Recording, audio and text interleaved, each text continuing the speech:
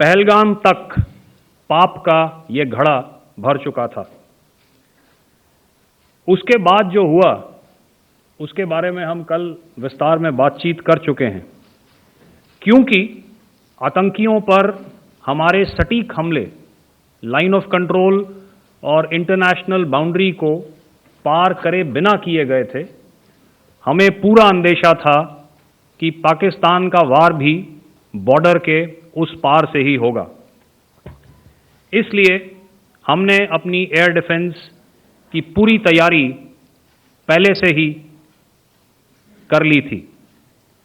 हमारी इन्वेंट्री में शामिल काउंटर मैन्ड एरियल सिस्टम्स,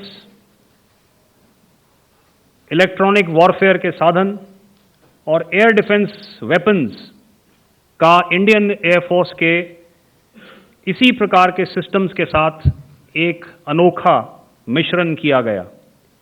इसलिए आपने देखा कि जब जब पाकिस्तान एयरफोर्स ने हमारे एयरफील्ड्स और लॉजिस्टिक इंस्टॉलेशंस में 9 और 10 मई की रात को लगातार हमले किए, वो इस मजबूत एयर डिफेंस ग्रिड के सामने विफल हो गए।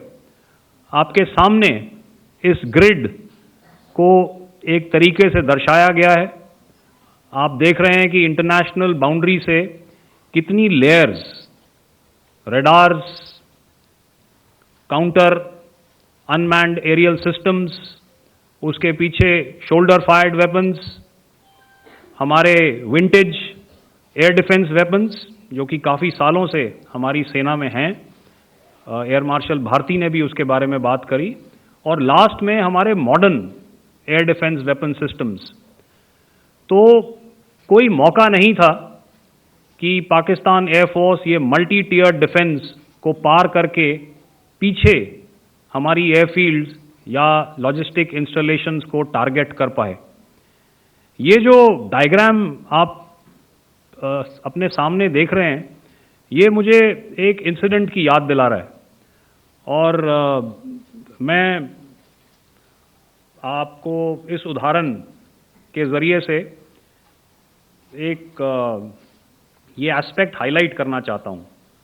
जब मैं स्कूल में था तो तकरीबन मेरे ख्याल से ये 70 का दशक था, और उस समय इंग्लैंड और ऑस्ट्रेलिया के बीच में, आज शायद क्रिकेट की बात भी करनी चाहिए क्योंकि मैं देख रहा था कि विराट कोहली ने टेस्ट क्रिकेट से रिटायरमेंट ले ली। कई भारतीयों की तरह वो मेरे भी फेवरेट क्रिकेटर हैं।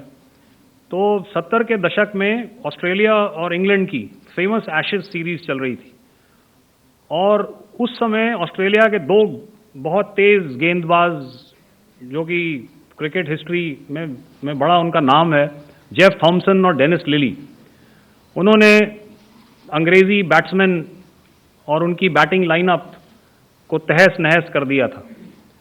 और ऑस्ट्रेलियंस ने उस समय एक कहावत निकाली थी, that from ashes to ashes and from dust to dust, if Thommo don't get here then Lillee surely must.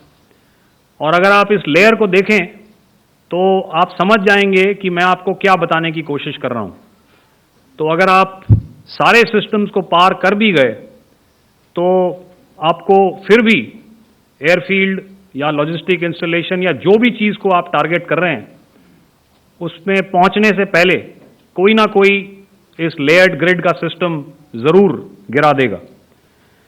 जो दुर्दशा कल आपने पाकिस्तान एयरफील्ड्स की देखी, और शायद आज भी एयर मार्शल भारती की प्रेजेंटेशन में, हमारी एयरफील्ड्स हर प्रकार से ऑपरेशनल हैं।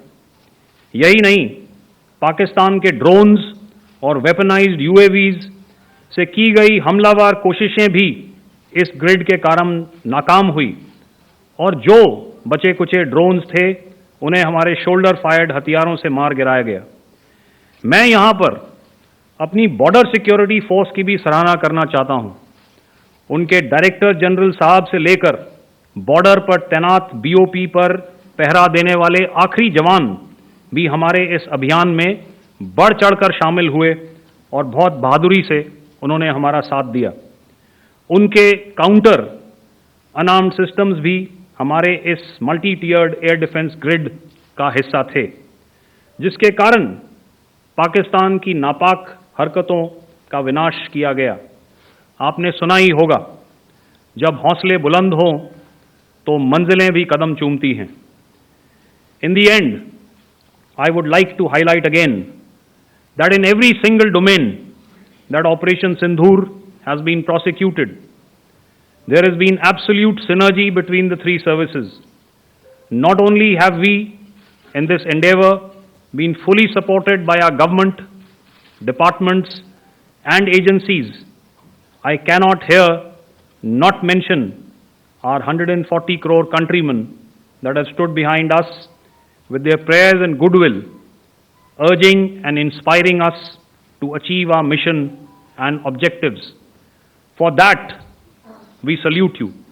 You are indeed the best. Jai Hind.